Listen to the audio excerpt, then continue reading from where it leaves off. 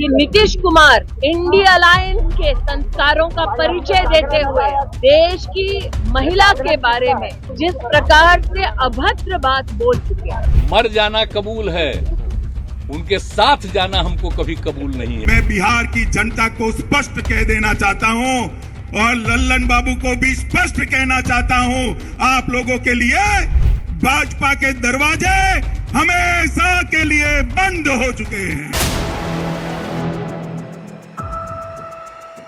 बिहार में महागठबंधन टूट गया, नीतीश कुमार ने इस्तीफा दे दिया और एनडीए के साथ फिर से नीतीश कुमार चले गए।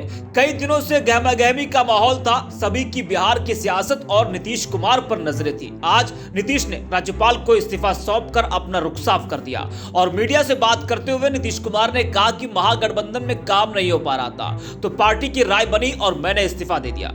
हालांकि नीतीश बाबू को कौन बताए कि काम तो आपका तब भी नहीं हो पा रहा था जब आप पहले एनडीए के साथ थे। खैर, नीतीश कुमार के इस्तीफे के बाद अब केंद्रीय मंत्री और अमेठी से सांसद स्मृति ईरानी जी का एक वीडियो वायरल हो रहा है जिसमें वो नीतीश कुमार पर हमलावर होते हुए दिखाई दे रही। वैसे जब नीतीश कुमार महागठबंधन के साथ थे तो उस वक्त बीजेपी नीतीश कुमार पर हमला करने का कोई मौका नहीं छोड़ती थी। खुद नीतीश कुमार ने कहा था कि मर जाना कबूल है लेकिन बीजेपी के साथ जाना कबूल नहीं। आज वही बीजेपी के साथ चले गए। मतलब नीतीश बाबू के लिए किसी बात की कोई वैल्यू नहीं है, उनके लिए कसमे वादे का कोई मतलब नहीं है। सरकारें आएंगी जाएंगी, गठबंधन टूटेंगे बनेंगे, लेकिन नीतीश कुमार की कुर्सी रहनी चाहिए। तो नीतीश कुमार पर यह सटीक बैठता है। वैसे जो बीजेपी नीतीश कुमार को अपना दुश्मन बना बैठी थी, अमित शाह साफ कह चुके थे कि नीतीश कुमार के लिए एनडीए के दरवाजे बंद हो चुके हैं, लेकिन आज नीतीश कुमार के लिए दरवाजे खुल गए। मतलब इन नेताओं के बयान का और सियासी पार्टियों का कोई भरोसा नहीं। स्मृति ईरानी का जो बयान वायरल हो रहा है वो आपको सुनाते हैं, फिर उसके बाद आपको सुनाएंगे नीतीश कुमार और अमित शाह का बयान। मुझे इस बात का खेद भी, इस बात का आक्रोश भी, और अंग्रेजी में एक शब्द है डिस्गस्ट, कि नीतीश कुमार इंडिया अलायंस के संस्कारों का परिचय देते हुए देश की महिला के बारे में जिस प्रकार से अभद्र बात बोल चुके हैं, उसका 24 घंटा बीत गया, अब तक न कांग्रेस पार्टी ने खंडन किया, न इंडिया अलायंस के किसी भी नेता ने खंडन किया।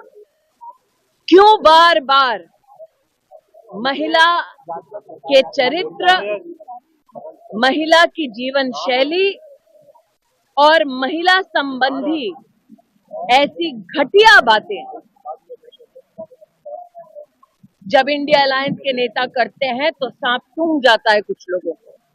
तो ये बयान आपने सुना स्मृति ईरानी का, लेकिन आज इन्हीं की पार्टी के लिए नीतीश कुमार बहुत जरूरी हैं। यही नहीं, अब आप सुनिए नीतीश कुमार और अमित शाह का वो वीडियो जो वायरल हो रहा है। मर जाना कबूल है, उनके साथ जाना हमको कभी कबूल नहीं है। ये अच्छी तरह जान लीजिए, समझ लीजिए, सब बोगस बात है। काहे के लिए बोल रहा है?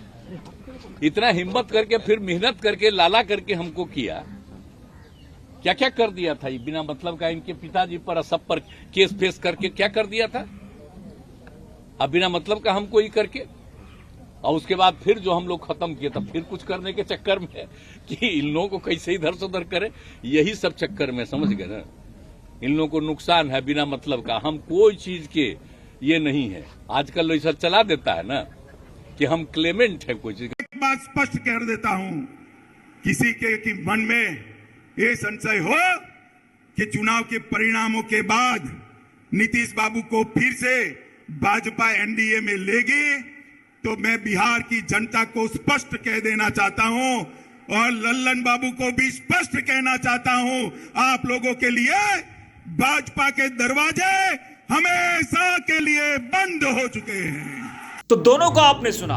अब ये भी समझते हैं कि बीजेपी के लिए नीतीश कुमार क्यों जरूरी है। नीतीश का आना बीजेपी के लिए इसलिए भी फायदेमंद है क्योंकि लोकसभा चुनाव से ठीक पहले वह एक और राज्य में सरकार में होगी। इससे न सिर्फ उसकी छवि सुधरेगी बल्कि उसके जीतने के चांस भी बढ़ जाएंगे। बिहार में लोकसभा की 40 सीटें हैं जिन पर बीजेपी की निगाहें हैं। पिछले 3 लोकसभा चुनाव के नतीजे उठाकर देखें तो पता चलता है कि जब बीजेपी और जेडीयू ने मिलकर चुनाव लड़ा तब पार्टी ने अच्छा प्रदर्शन किया। बीजेपी के साथ मिलकर चुनाव लड़ने पर बीजेपी को पिछली बार 39 सीटें मिली थी। नीतीश कुमार के साथ बीजेपी का चुनावी कन्वर्जन भी बहुत अच्छा है। नीतीश के एनडीए में आते ही बीजेपी को लोकसभा चुनाव के तौर पर बड़ा फायदा मिलने वाला है, तो इसलिए बीजेपी के लिए नीतीश कुमार जरूरी है।